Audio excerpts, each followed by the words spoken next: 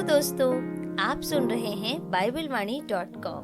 मैं हूं मोनिका और आप यदि कुछ अच्छा सुन रहे हैं तो प्रभु के वचन को सुन रहे हैं।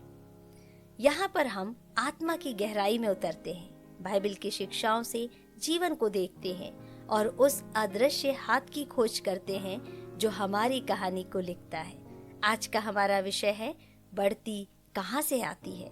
वचन कहता है भजन संहिता अध्याय 75 और उसके 6वें और 7वें पद में, क्योंकि बढ़ती न तो पूरब से न पश्चिम से और न जंगल की ओर से आती है, पर परमेश्वर ही न्यायी है, वह एक को घटाता और दूसरे को बढ़ाता है। ये वचन हमें उस महान सत्य की ओर ले जाता है जिसे हम अक्सर भूल जाते हैं। हमारी उन्नति, हमारी सफलता, हमारे जीवन की दिशा, ये सब किसी मानवीय स्रोत पर निर्भर नहीं है बल्कि परमेश्वर पर निर्भर है। हम कितनी बार सोचते हैं कि अगर वो नौकरी मुझे मिल जाए, अगर वो इंसान मेरी मदद कर दे, अगर मैं उस बड़े शहर में चला जाऊं तो मेरा जीवन ही बदल जाएगा। पर वचन क्या कहता है? बढ़ती वहां से नहीं आती है, बढ़ती एक अद्भुत स्रोत से आती है, परमेश्वर से। वही न्याय करता है, वही देखता है कौन झुका है, कौन घमंड में है, कौन तैयार है और कौन वफादार। यूसुफ को याद कीजिए, जिसे उसके भाइयों ने गुलाम बना करके बेच दिया था। वह मिस्र के गड्ढे में पड़ा था और परमेश्वर ने उसे महल तक पहुंचाया। क्यों? क्योंकि उसकी बढ़ती परमेश्वर से आई।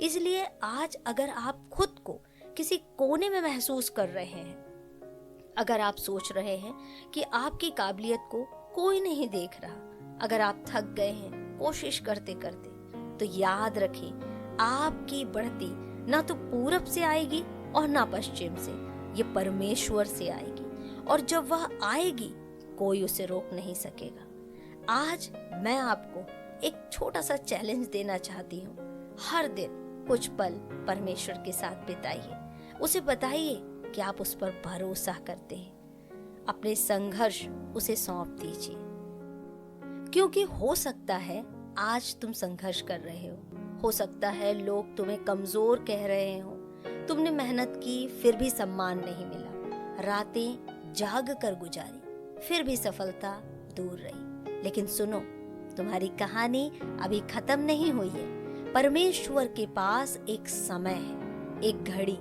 जहां वह कहता है अब तू उठेगा, अब तू बढ़ेगा। याद है दाऊद, एक गुमनाम लड़का जंगलों में भेड़ें चरा रहा था।